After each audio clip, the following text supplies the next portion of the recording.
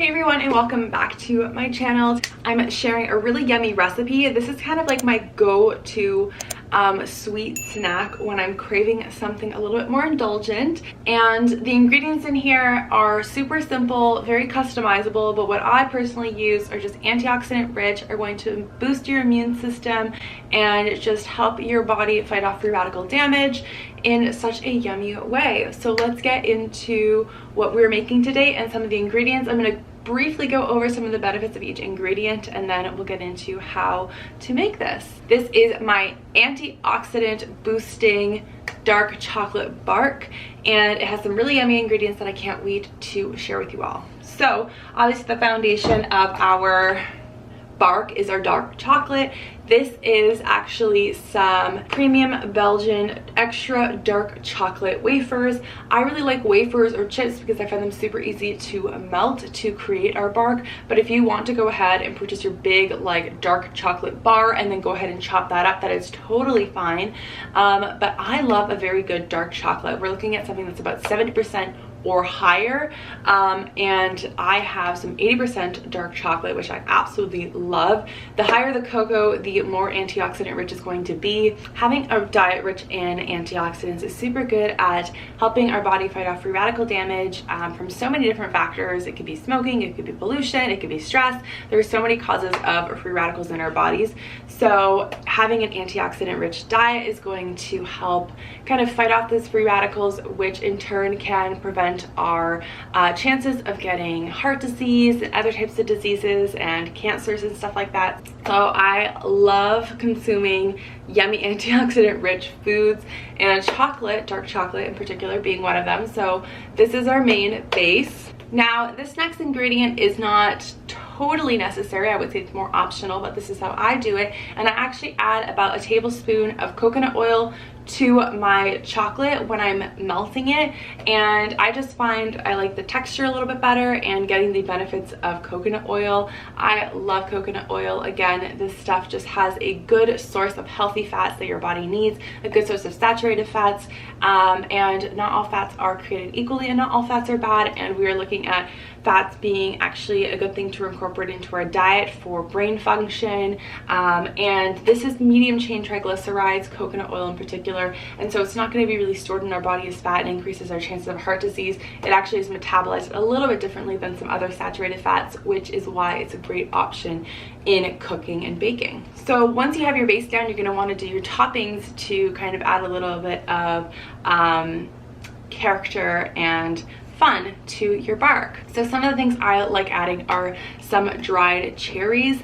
These are unsweetened organic dried cherries, and these are so delicious. They're also super high in antioxidants, which again is contributing to our antioxidant rich bark, and they're so yummy to eat on their own. If you want, you can do like some other types of dried fruit, whatever you prefer, but cherries are my favorite. You could do like dried blueberries, dried cranberries, or even some dried like pineapple, whatever you like, but berries are such a great option. Next, I have some organic coconut toasted flakes, and I love how these are large coconut chunks. Can you see that?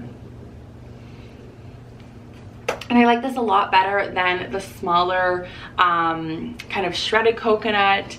I think toasted just makes it so much better, and these just have such a natural sweetness to them that you don't need to get the sweetened version. It also makes it a lot healthier, that you're not having any added sugar. These I actually pick up from the bulk section from Whole Foods, and it's like the best coconut I've ever had.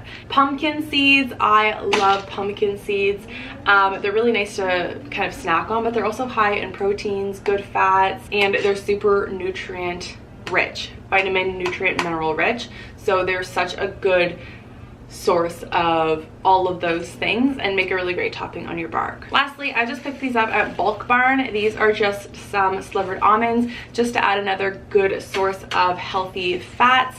I love almonds, and you could take some whole almonds and chop them up if you want more of a rough almond, but I like these little slivered ones for my bark. And lastly, I highly recommend salt on your dark chocolate. It just adds a flavor that's so unique, and I have two options. You can do a Himalayan pink rock salt, or these sea salt flakes are so delicious. I picked this up at Whole Foods, and this just from my local grocery store. It's the President's Choice brand. Super mineral rich, and your body needs minerals. It's going to balance your electrolytes in your body, and it is super delicious to top up with. And a freezer to help solidify your bark so that you can crack it later.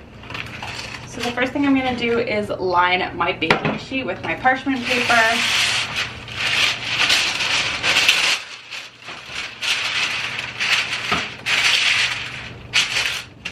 If it's a little bit big, you can just take a pair of scissors and just kind of trim a little bit.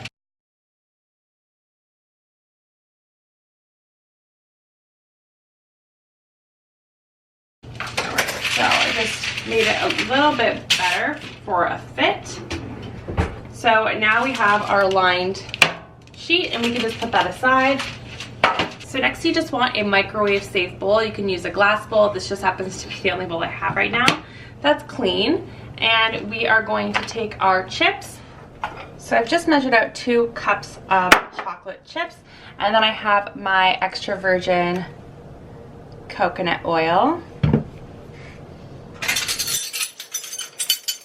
And I'm going to take my tablespoon. Just like that. I'm going to scoop it in there. So then we have something that looks like this. Now I'm going to put it in the microwave, and I'm just going to keep spinning it occasionally. So after 1 minute, I'm just going to give this a mix.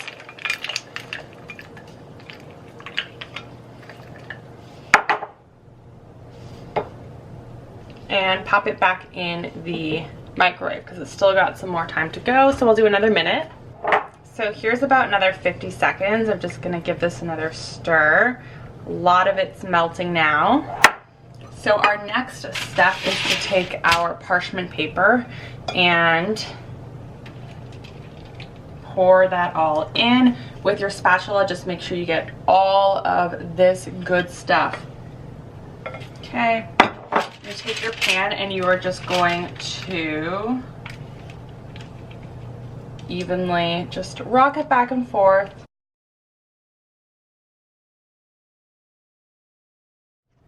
So once you've added that extra chocolate, give it a little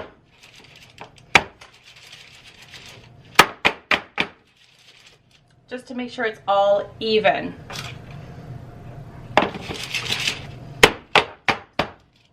So now that our chocolate is all nice and melted, we can go ahead and do the toppings. So I start with about 1/4 cup of everything. And you can use your fingers just to sprinkle it evenly. And yeah, my goal is about 1/4 cup for each ingredient as our toppings.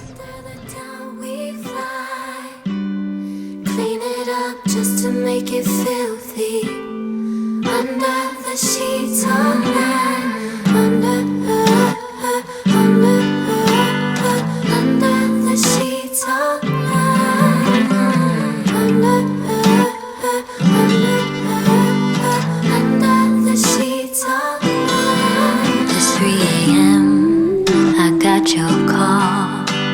I know you've been in need of inspiration, but know your time trying to control. Eventually gonna need some liberation. I cross your mind once in a while. Okay, you have a wild imagination. I wanna see you do. Just drop a pin and then you send your location. Slide into your mind so silky. Up under the down we fly. Clean it up just to make it feel, yeah. Under the sheets all night. Under the sheets all night. Under the sheets. Under the sheets all night. So there we go. Here is our dark chocolate bark. This is gonna go straight in the freezer to freeze up. and then it'll be good to crack and eat. All right, so it's out of the freezer. You can see it's nice and solid. I did have a little bit where the bark slid to the side just based on the angle that it was at, but that's fine. So all you have to do now is crack it, which is the fun part.